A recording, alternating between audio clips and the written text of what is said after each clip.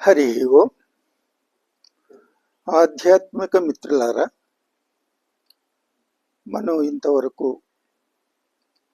శ్రీమద్ రామాయణానికి సంబంధించినటువంటి అనేక విషయాల్ని సత్యార్థ రామాయణంగా చర్చించుకుంటూ ముందుకు వెడుతున్నాం. అయోధ్య రాకుమారులు బాల్యంలోనే గురుకులానికి వెళ్ళారు. కౌమార దశలో మళ్ళీ తిరిగి వచ్చారు. అయోధ్య వచ్చిన తర్వాత యువరాజ అర్హతలు ఉన్నటువంటి రామునికి, భరతునికి కొన్ని బాధ్యతలు అప్పగించడం జరిగింది. అయోధ్య నగరవాసులందరూ కూడా అయోధ్య రాకుమారుల యొక్క స్నేహపూర్వకమైనటువంటి మైత్రి బంధాన్ని చూసి ఉప్పొంగిపోతున్నారు. నగర బాధ్యతలు తీసుకున్నటువంటి శ్రీరాముడు అయోధ్య నగరాన్ని పటిష్టంగా మార్చే పనిలో పడ్డాడు. దశరథునికి, కుబేరునికి జరిగిన సంఘర్షణల్లో తర్వాత అయోధ్య నగరం పూర్వ వైభవాన్ని కోల్పోయింది. అయోధ్య అంటే శత్రు దుర్భేద్యమైనది. ఏ శత్రువు కూడా అయోధ్యలో అడుగు పెట్టలేడు. వచ్చిన తరువాత అతనిలో చెడు భావనలు తొలగిపోతాయి. అందుకే దశాననుడు దశరథుని రెచ్చగొట్టి బయటికి రప్పించి అతన్ని ఓడించగలిగాడు. అంతకు పూర్వం త్రిలోకాధిపతి కావాలనుకుని ముచ్చుకుందుడు ఉన్నంతకాలం అయోధ్యలో అడుగు పెట్టలేకపోయాడు. అనరణ్యుని కాలంలోనే అతను అయోధ్యలో అడుగు పెట్టే సాహసం చేశాడు. దానికి శాపాన్ని కూడా పొందాడు. మాంధాత కాలంలో ఈ అయోధ్య చక్రవర్తులు భూమండలాన్ని అంతా కూడా పరిపాలించారు. తర్వాత మరుత్తుని కాలంలో కూడా దాన్ని చాలా వరకు నిలబెట్టుకోగలిగారు. అయితే ప్రతి మహాయుగానికి జరిగేటటువంటి అనేక మార్పుల వల్ల, భౌగోళిక మార్పుల వల్ల, అవి భూకంపాల ద్వారా కావచ్చు, హిమ తుఫానుల ద్వారా కావచ్చు, ప్రకృతి ద్వారా ఏర్పడే తుఫానుల వల్ల కావచ్చు, అనేక వాటి వల్ల అనేక మార్పులు వచ్చి భూఖండంలో అనేక మార్పులు రావడంతో అనేక ప్రాంతాల్లో స్వతంత్ర రాజ్యాలు ఏర్పడ్డాయి. సగరుడు, దిలీపుని కారం వరకు అయోధ్య చుట్టుపక్కల ఉన్న అనేక ప్రాంతాలు వీరి పాలనలోనే ఉండేవి. తర్వాత వీరిలో స్వతంత్ర రాజ్యాలు ఎక్కువగా పెరిగాయి. వీరిలో కొంచెం సమస్థితి ఏర్పడింది. తర్వాత రఘు మహారాజు దీన్ని మళ్ళీ పూర్వ వైభవాన్ని తీసుకొచ్చాడు. ఆయన అనేకమైనటువంటి నియమాల్ని ఏర్పాటు చేసుకుని ప్రాణ జాయ్ పర్ వచన్ న జాయ్ అనే వాక్యాన్ని నిలబెట్టుకునే ప్రయత్నం చేశాడు. రఘుకుల రీతి సదా. రఘుకులం అంటే అది దానికి ప్రాణ్ జాయ్ పర్ వచన్ న జాయ్. ఇచ్చిన మాట కోసం ప్రాణాలన్నా త్యాగం చేయాలనేటటువంటి ఒక దృఢ సంకల్పంతో అందరిలోనూ ఒక మైత్రి భావన, సౌభాతృత్వ భావన ఇచ్చి తన చుట్టుపక్కల ఉన్నటువంటి అనేక రాజ్యాలతోటి ఆర్యావర్తాన్ని అనే నామంతో అఖండ భారతాన్ని సృష్టించాడు. దానికి ఈ భారతదేశానికి చుట్టూ ఉన్నటువంటి నేపాల్, టిబెట్, చైనా ఒక పక్క, గాంధార, ఇరాన్, మెసొపొటేమియాలోని భాగం కొంత, మరొక పక్క కాంబోజియా, బర్మా, ఇండోనేషియా, థాయిలాండ్ మొదలైన ప్రాంతాలు, మరొక ప్రాంతంలో శ్రీలంక, బర్మా ఇటువంటి అనేక ప్రాంతాలతోటి ఈ అద్భుతమైనటువంటి ఇదిని నెలకొల్పాడు. ఒకవైపు ఈ అన్ని దేశాలతోటి భరతుడు మైత్రి సంబంధాలను కొనసాగిస్తూ ఉంటే, మరో పక్క శ్రీరాముడు 12 యోజనాల పొడవైనటువంటి అయోధ్య నగరం, 3 యోజనాల వెడల్పు ఉన్నటువంటి అయోధ్య నగరాన్ని భద్రత పరంగాను అద్భుతంగా పటిష్టంగా మార్చాడు. మళ్ళీ అయోధ్య పూర్వ వైభవాన్ని నెలకొల్పుకుంది. దానితో అందరూ కూడా సుఖ సంతోషాలతో దేశం సుభిక్షంగా ఉంది. రాజకుమారులు యువావస్థలోకి ప్రవేశించారు. దశరథుడు వారికి వివాహం చేద్దామనే సంకల్పం ప్రారంభించాడు. ఆ సమయంలో యాగ రక్షణ సాకుతో విశ్వామిత్ర మహర్షి అయోధ్యలో ప్రవేశించారు. ఆ వార్త తెలుసుకున్నటువంటి దశరథ మహారాజు ఎదురు వెళ్ళి ఆయనకు స్వాగతం పలికి తీసుకొచ్చి వారికి మర్యాదలు చేశారు. ఆయన యాగరక్షణకు రామలక్ష్మణుల యొక్క ఆవశ్యకత ఉంది, వాళ్ళని నాతో పంపించమని ఆయన కోరారు. వశిష్ఠ మహర్షి విశ్వామిత్ర మహర్షి అక్కడికి రావడం ఆయనకి ఎందుకు వచ్చారో ఆయనకి విశ్వామిత్ర మహర్షికి అర్థమైంది. రామునికి విష్ణువు అర్హత గల వేద విద్యను తాను ఇచ్చానన్న విషయం విశ్వామిత్ర మహర్షికి తెలుసని ఆయనకి తెలుసు. ఎందుకంటే విశ్వామిత్ర మహర్షి మొత్తం భూఖండంలో ఉన్నటువంటి ప్రతి గురుకులాన్ని సందర్శిస్తూ అందులో తెలివైన వాళ్ళు దొరికినప్పుడు వాళ్ళకి ఏ విద్యనివ్వాలో ఆయన ఇస్తూ ఉండేవారు.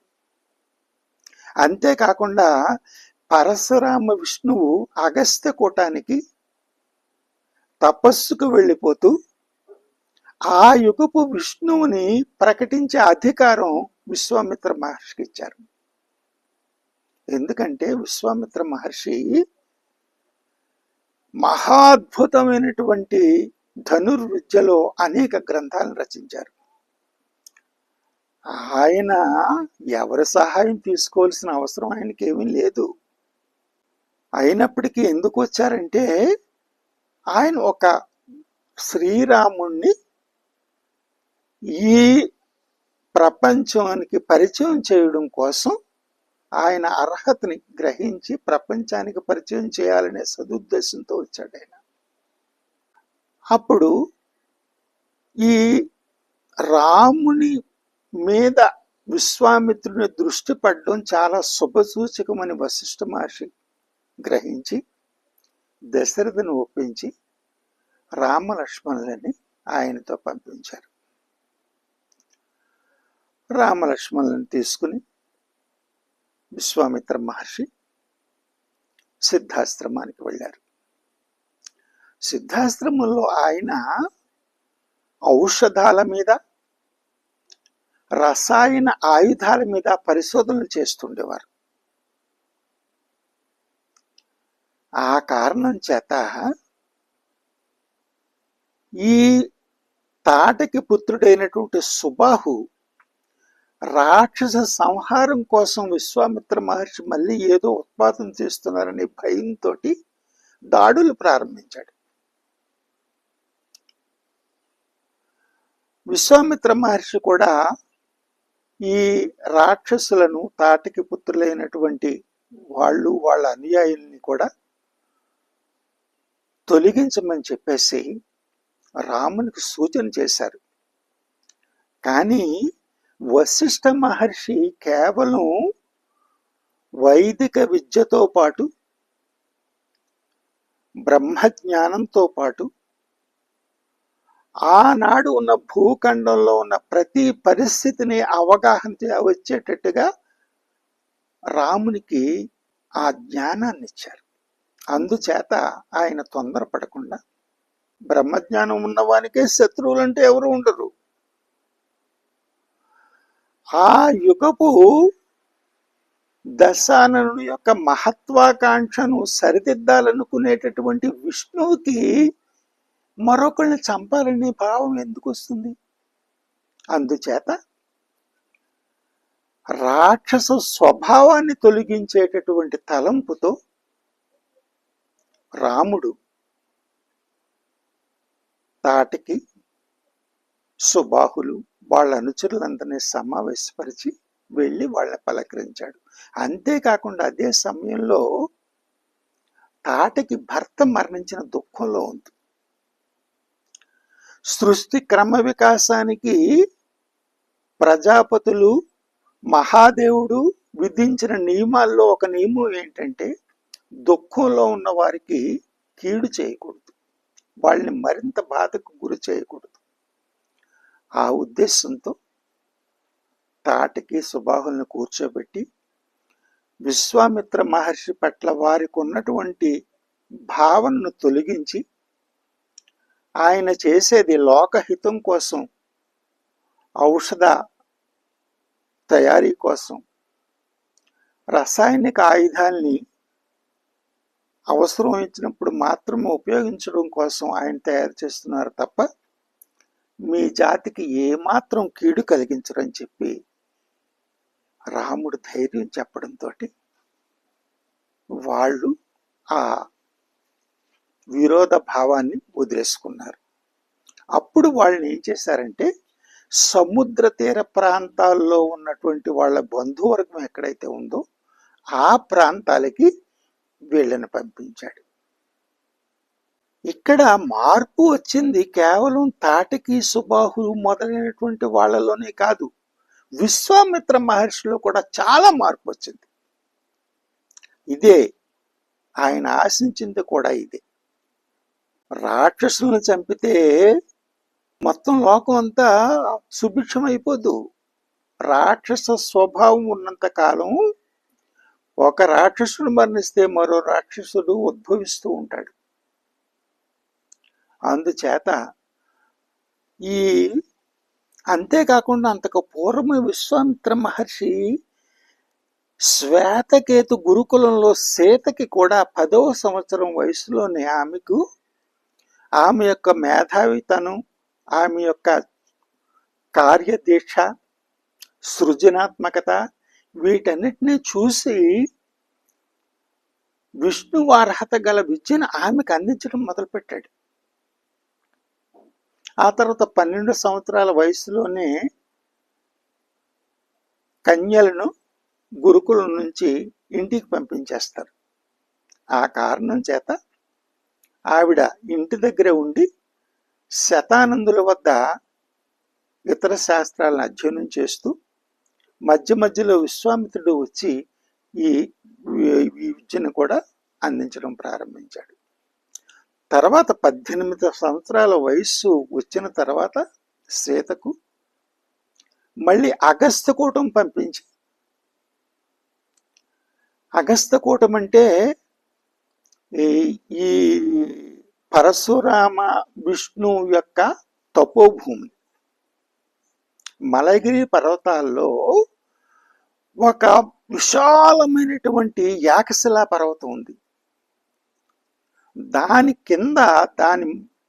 కిందగా అంతర్వాహినిగా ఒక నది ప్రవహిస్తూ ఉంటుంది. ఈవిన పరశురామ విష్ణువుకి భూమి మీద ఉండి తపస్సు చేసుకునే అవకాశం లేక ఆ నదిలో